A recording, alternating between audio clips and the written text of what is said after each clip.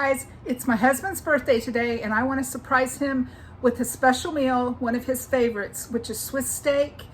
I'm thinking I'll make homemade hot rolls, mashed potatoes, probably green beans with that. But I wanted to share with you all how I make my Swiss steak. So I'm going to flip my camera and I'll be showing you, first of all, we have to chop a half a cup of onion, half a cup of green pepper, half cup of celery, and half a cup of carrots.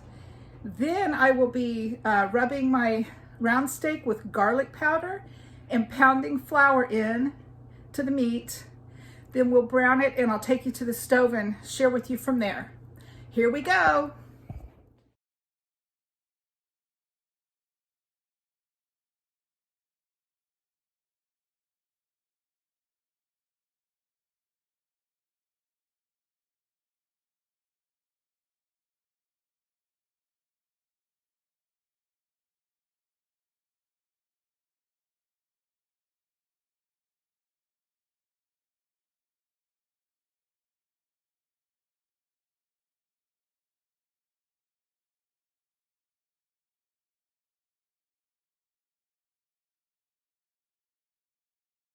Okay guys, now that I have my vegetables chopped, I'm going to take my round steak, which has been cut into portion sizes, and we're going to rub garlic powder over each piece. Kind of, and then place it in the flour. And I'm going to be pounding each piece with the edge of a plate, which I have a meat tenderizer, but this is the way my mom used it with this recipe, and this is how I always have done with my Swiss steak. And it works really well to get the flour kind of into the meat, and it really works to tenderize the meat.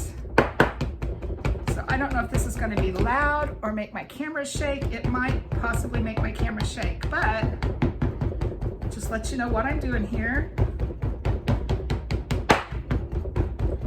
I do it on each side, as much flour as it will hold. Just pound and pound and pound.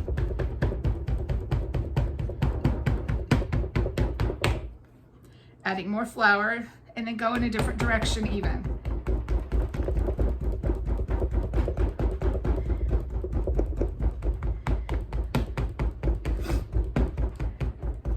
This acts as a wonderful way to tenderize your meat, and it also incorporates that garlic throughout your meat.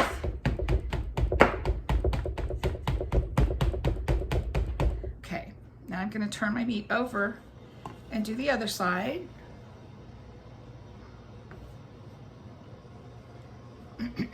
Once again, just pile the flour on.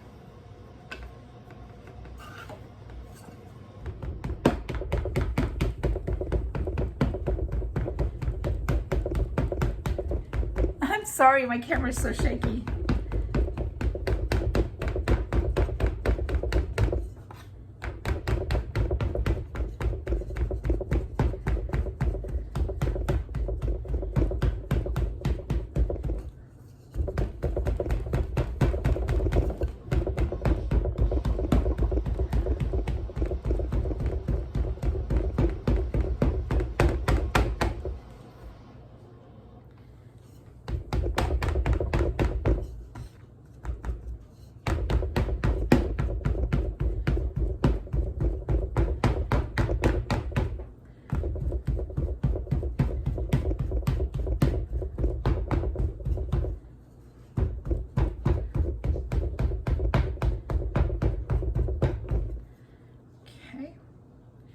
That one is ready. I'm going to put it in a pan over here. I have a pan. I'm going to put it in, and then we'll sear them on both sides here in a little bit when I get it all.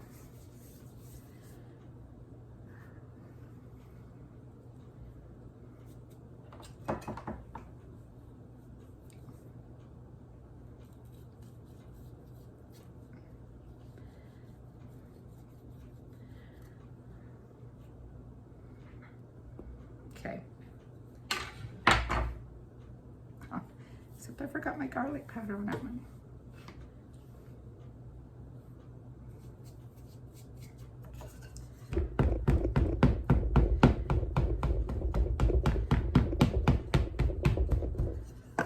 Okay guys, I'm back with our meat that's been floured and tenderized, and a nice bowl of hot roll dough sitting on the stove rising for supper as well. What we're going to do now is we're going to sear the round steak on both sides. I've got bacon grease heating up in the skillet to add flavor. And here we go. Looks like by the time I pounded my round steak, there's only going to be room for 2 in the skillet at one time.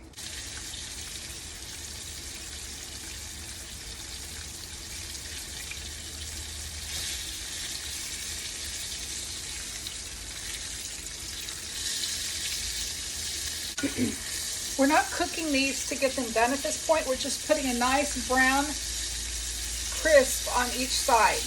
They'll finish their cooking time in the oven because they will bake for approximately 2 hours in the oven.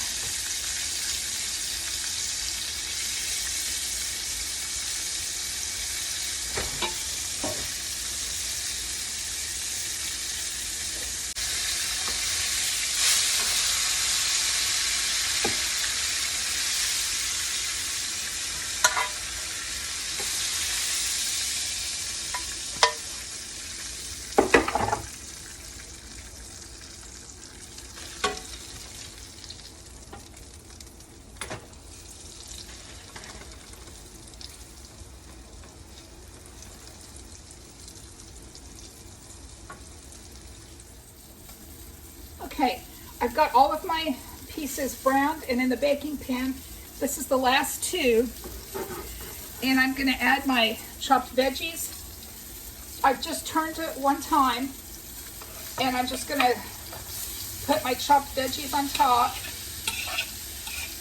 and let them kind of start cooking.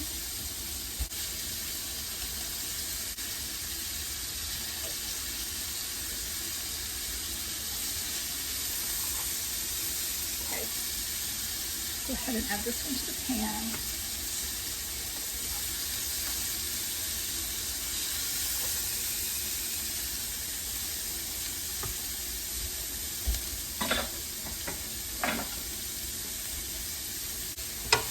Okay.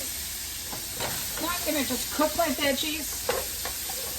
There's approximately a half cup of onion, a half cup of carrot, celery, and green pepper. Smells really, really good. Okay.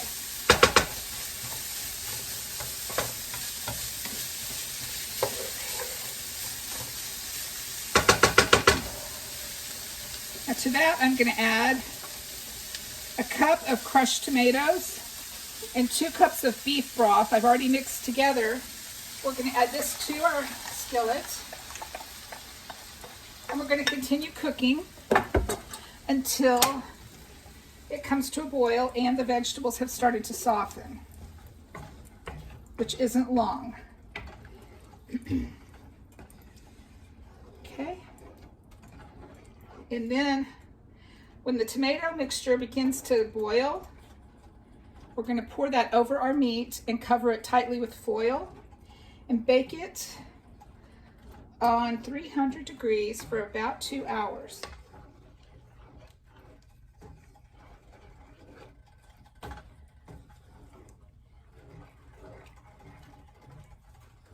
Okay, I'm going to call it and pour this over my meat.